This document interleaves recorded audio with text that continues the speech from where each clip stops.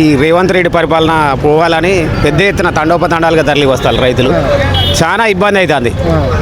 రైతు పోవాలన్నా రేవంత్ రెడ్డి మంచిగానే పరిపాలన ఇస్తుండగా ఇచ్చిన హామీలలో ఏ ఒక్కటి కూడా పూర్తిగా నెరవేర్చే పరిస్థితులు ఆయన గవర్నమెంట్ లేదన్న.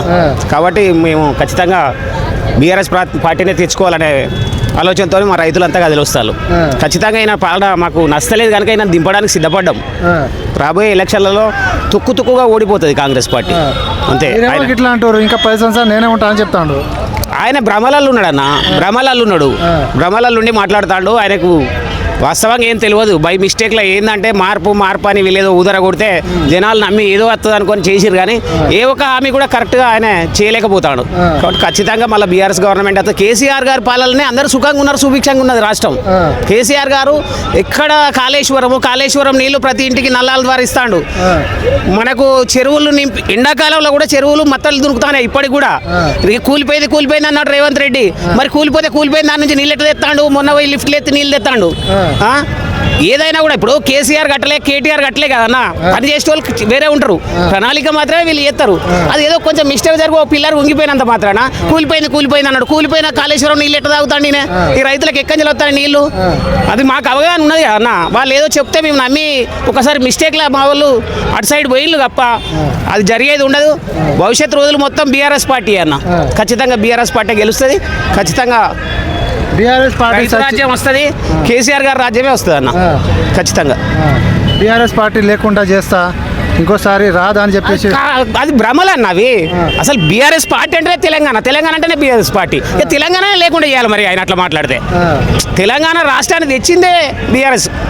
అట్లాంటప్పుడు మొత్తంగా వ్యవహారకర్తే ఆయన. ఇప్పుడు ఆయన తెలంగాణ లేకపోతే ఈ రేవంత్ రెడ్డి తెలంగాణకు ముఖ్యమంత్రి ఎట్లా అవుతాడు? వీళ్ళ రాజ్యం ఎట్లా నడుతుంది ఇక్కడ ఇన్ని రోజులు?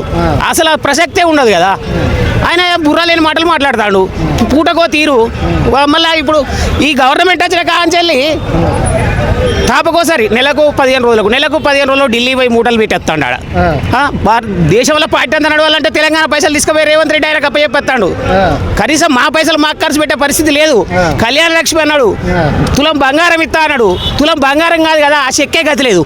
ఆల్రెడీ పెళ్ళయి పిల్లల్ని ఎత్తుకొని వస్తాను తల్లులు కళ్యాణ లక్ష్మి తీసుకోవడానికి. అంటే ఆయన ఎన్ని రోజులకి ఇస్తాడు? మినిమం పెళ్ళి అయినా పిల్లలు ఎత్తుకొని వస్తానంటే ఆమె 9 నెలలు మోయాలి. ఆ పిల్ల ఇంత ఎత్త అవుతుంది. అంటే సంవత్సరం పిల్లని ఎత్తుకొని వచ్చి చెక్కులు తీసుకున్నారన్న. ఇట్లా ఉంటుందని మార్పు అంటే సరే చూద్దాం, ఈయనేదో మెరుగ్గా చేస్తాడు కావచ్చు అని అనుకున్నాం అన్న. కానీ చెత్త పాలన ఇది, అక్కరరాని పాలన.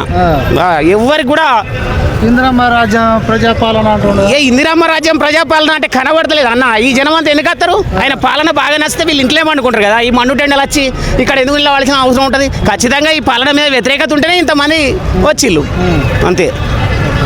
రైతులకు ఇబ్బంది ఉన్నది, ఏం లాభం లేదు. మంచిగా ప్రజాపాలన చేస్తుంది. ప్రజాపాలన లేదు, ఏది లేదు, అంతా గంగల కలిసిపోయినట్టే ఉన్నది. ఎట్లా ఉంది ఇప్పుడు రైతుల పరిస్థితి? ఏమున్నది, కళ్ళల పొట్టు ఒడ్లు పోసుకొని వర్షాలకు దడతానే కొనేటోళ్ళు లేరు. ఆడ దళారీల వ్యవహారం అయిపోయింది. బస్తాలు ఇవ్వమంటే బస్తాలు లేవంటారు. లారీలు వచ్చేదాకా బస్తాలు పెట్టమంటారు. సంచులు నింపనిత్తలేరు, సంచులు ఇత్తలేరు. ఏం చేయమంటారు? ఎటు కాకుండా పరిస్థితి ఆగమవుతుంది. ఇక సదస్సులైనా ఏమైనా చెప్పుకుంటే ఏమైనా గోడు వెళ్ళవసుకుందామని వచ్చినాం మేము. అనుకున్నారా ఇట్లా ఈ గోసలు వస్తాయి? ఇట్లా వస్తాయని మేము ఇప్పుడు కళలో అనుకోలేదు. మేము కళలో అస్సలు అనుకోలేదు ఇలాంటి పరిస్థితులు ఇవన్నీ నెలకొంటామని.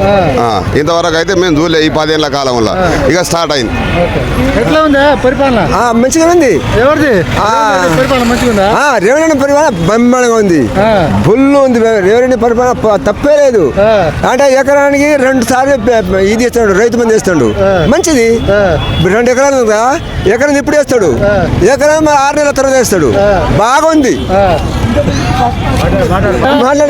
గట్టిగా మాట్లాడు. ఇప్పుడు 2 ఎకరాలకి ఎకరానికి 6 నెలల తర్వాత, ఎకరానికి 2 నెలల తర్వాత వేస్తాడు రైతు ముందు. బాగుంది అంటనా. ఇంకేం చెప్పాలా? ఎన్ని ఎకరాలు ఉన్నాయి నీకు? నాకు 20. ఎట్లా ఉంది రేవంత్ రెడ్డి పరిపాలన? అయ్యో, ఆయన ఇందిరాగాంధీ, సోనా, ఎన్టీ రామారావు అనికు ఈయన చేసిన ప్రపంచం. నేను 88 ఏళ్ళు ఉంటాబ్బా. నేను గుర్తించి సిపిఎం లీడర్ను నేను సిద్దిపేటలో మీటింగ్ పెట్టిన నేను మంచిగా ఉందా రేవంత్ రెడ్డి పరిపాలన? అన్ని చేసి లంజ నాటకాలు ఆడుతాండ్రు ఎవరు? జనం. అయ్యో లక్షల కోట్లాట. కోట్ల అనేది నాకు తెలియదు నాన్న, కోట్ల అనేది తెలియదు. మా జక్కలేదు జక్కలేదు. ఎట్లా ఉంది పరిపాలన? పరిపాలన ఇక మళ్ళీ కేసీఆర్ గెలిస్తేనే అది అవుతుంది. మంచి లేదా రేవంత్ రెడ్డి? లేదు లేదు లేదు లేదు, ఏం బాగు చేసిండు ఆయన గెలిచి, ఏం మంచి ఆయన గ్యారెంటీలు ఇస్తా.